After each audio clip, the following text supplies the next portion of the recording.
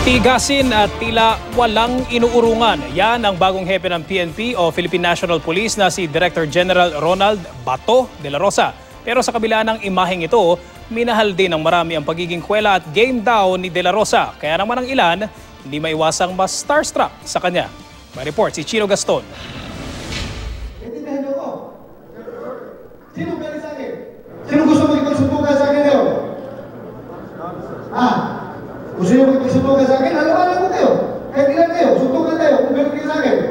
I promise you, change is coming, including your birthday, which will be changed to November 2. Yan si PNP Chief Ronald Bato de la Rosa. Pangalan pa lang, talagang tigasin na.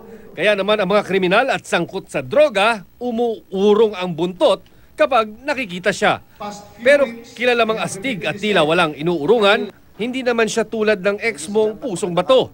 Dahil si General de la Rosa, pusong mamundin pala. Mababakas yan nang mapag-alaman niyang ang ilan sa kasamahan niyang pulis ay sangkot din di umano sa iligal na droga. I want to cry with him. Ngunit kung may isang bagay mang tila minahal ng marami kay PNP Chief de la Rosa, yan ay ang kanyang pagiging kwela.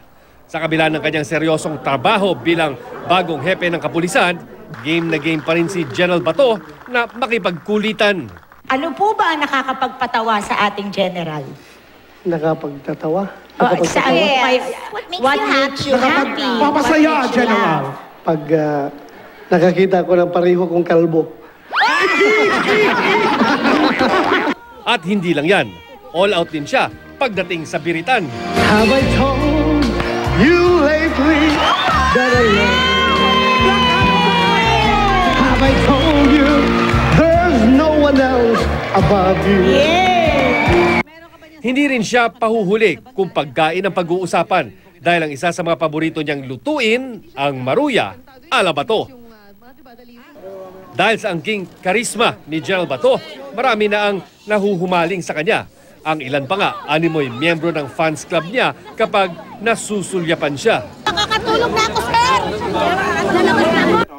Habang ang iba naman, idinaan sa paggawa ng astig na mga manika o bato dolls ang paghanga sa PNP Chief na talaga namang swak na swak sa imahe ni General de la Rosa.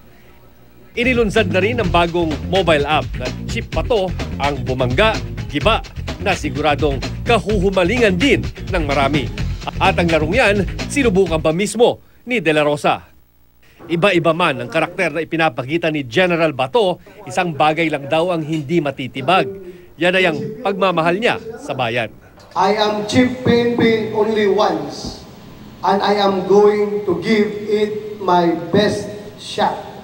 Chino Gaston, GMA News.